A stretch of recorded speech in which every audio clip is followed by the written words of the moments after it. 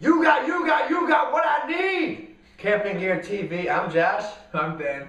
That's Gary. I wasn't expecting that, to be honest. That was a good one. Yeah. Little Eddie Murphy in there. Right. Yeah, that's some good It's stuff. Eddie Murphy. It's my impersonation of Eddie Murphy Uh-huh. impersonating Teddy Pendergrass. Right. Yes. Exactly. Yeah. A lot of people have been emailing and asking questions and tweeting and Facebooking and Instagramming and some other stuff in there.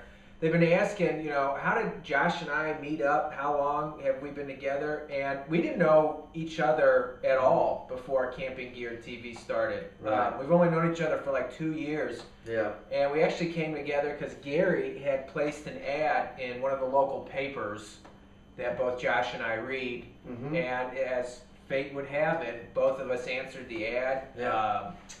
Gary was looking for two, what would you say, slaves perhaps, to do his bidding. Fine-looking young gentlemen. Yeah, perhaps that would be better. And so that's For favors. Sure, exactly. And so Speaking of favors, did I hear your phone No. a second ago? Uh-uh. I thought I heard a text message, possibly.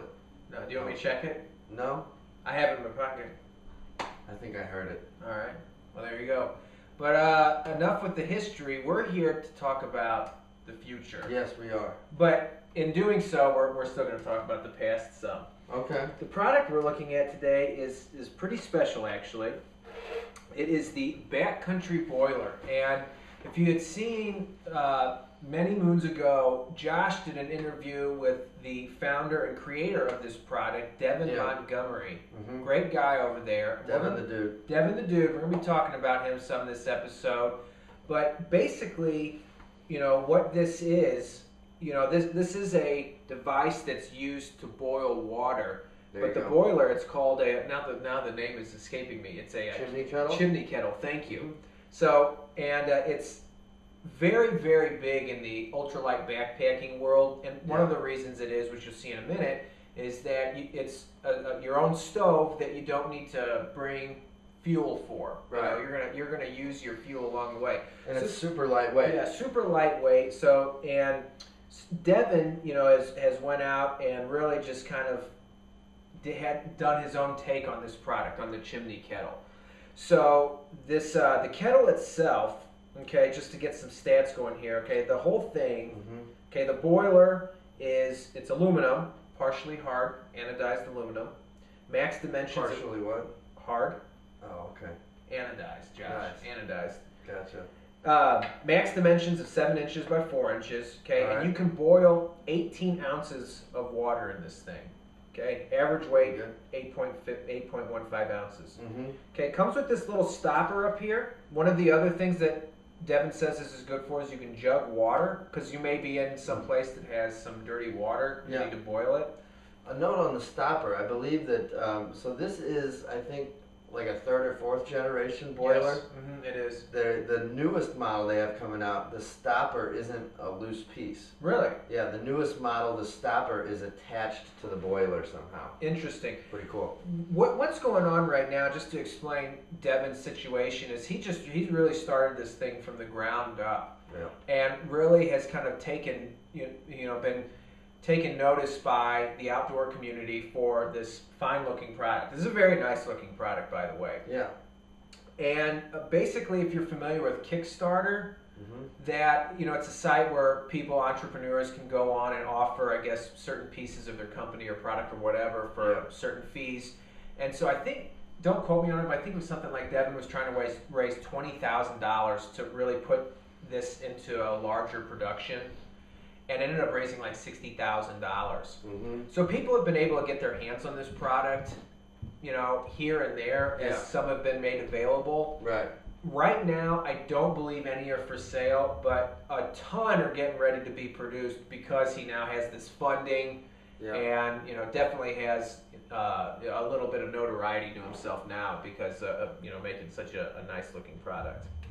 So that's kind of a neat little story that I find very interesting. And what Ben mentioned earlier, we sat down with Devin a while back, so go check out that interview if you want more info on the whole story. You're definitely going to want to see it.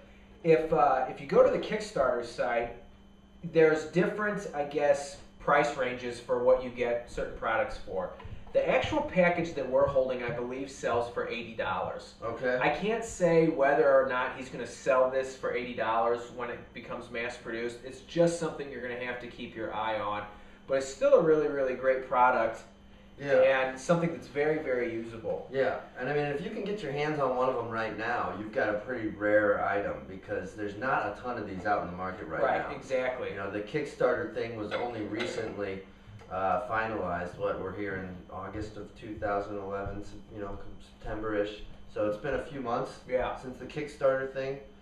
Can people still get in on that though? I don't know. I think it's still up. You know, Okay. but I really don't know. Because like the period for which he was taking donations has closed. Yeah.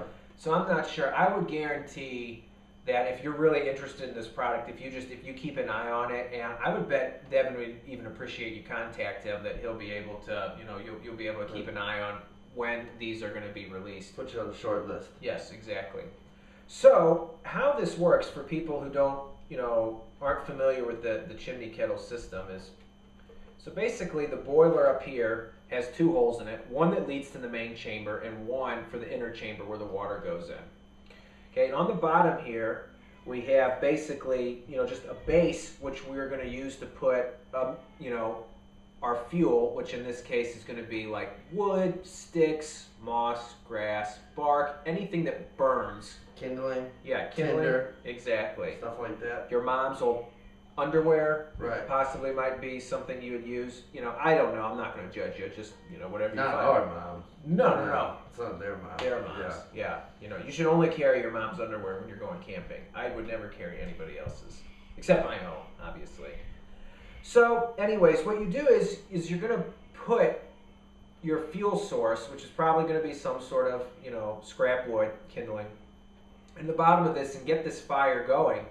Once you do that, you have your water inside the main chamber.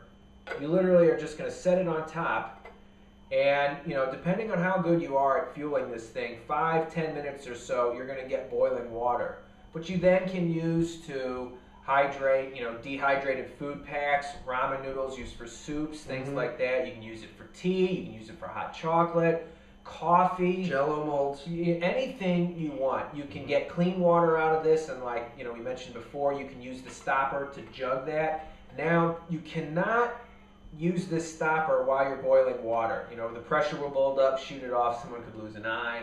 Right. Not going to be good. Right. The other thing you're not going to want to do is be burning the fire in the base after your water is boiling. Okay, once you're done, you take it off. You need to extinguish the fire. You could damage the base. Is that right? That is right. That is correct. So, you know, it's a really, really interesting product in the sense that basically you have this system, this cooking system that you can take with you, but you're finding fuel along the way. And so where ultralight backpackers come in, you know, liking this, is they don't have to carry fuel with them at all. Right. So you can be out days at a time and just use what's along the way. That's pretty environmentally friendly. So you don't have the fuel and then the canisters that you have to throw away, and definitely looking through my notes here to see if it. And that's kind of your whole thing, right? What is? Being friendly to the Mother Earth. That's pretty much why you live life. Yes. Right. That is correct. Yeah. You know, I'm trying to live a better life, and I don't want to pollute the earth. That's why I don't go to the bathroom, because I believe that it kills the earth. So I just, you know, hold it in. Right. So anyways, I wish I could tell you the price of this right now, but like we said before, I don't know, and it's something that we're going to have to keep an eye on. But when it hits the market, I'm sure a fair amount of these are gonna be ready to roll. Comes with this great, I mean, it's a really good, cool product. Comes with this great little stuff sack. Okay, and basically, you know, you can flip this over, put it in the stuff sack, and have a nice, tight little package that you can use. You know, to basically cook your food with when you're out camping. Do you think we should? I don't know. That's the thing. I thought about that earlier because, you know, it says it even. I took this from his website. I know he said something about jugging water. He specifically says it on his website as a use for this item. Carrying water around? Yeah, like a water bottle. I mean, I think we got it. Yeah, they say that, yeah. You know, because it does work that way. Yeah. You know, I think there's a marker on that. I don't know where a black one is at. Let's see one. Is that black or blue? Black. Okay. So we're going to mark this down as a water bottle reviewed.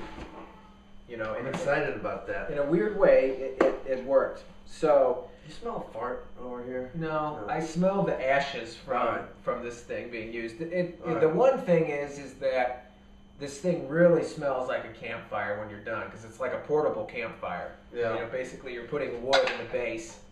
Yeah. I love that smell, though. If you like the campfire smell, like you want to wear it to work to impress the ladies, I recommend dipping your finger inside the hole in the main chamber and just kind of getting the soot out of there.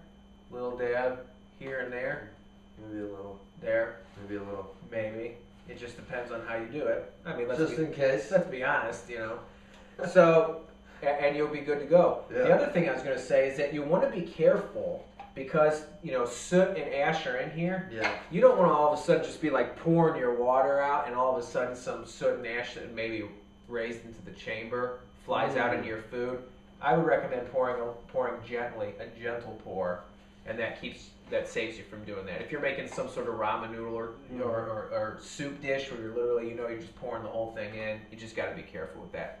So that's our episode for today. Check out Devin's site. Really, really good stuff. He's got a blog that he updates, lets people know what's going on with the product. Boilerwerks.com? I believe it is. Boilerwerks.com. Yes. We would have had the link earlier on in the episode. So I forgot that we did that. Yeah, I forget that too. So, but come back, or definitely, and also remember, go check out that interview with Devin because there's some good information on there. Come back and check us out again later as we are reviewing the latest and greatest in outdoor gear. But until then, he's Josh, he's Gary, and I'm Ben. We are CampingGearTV.com.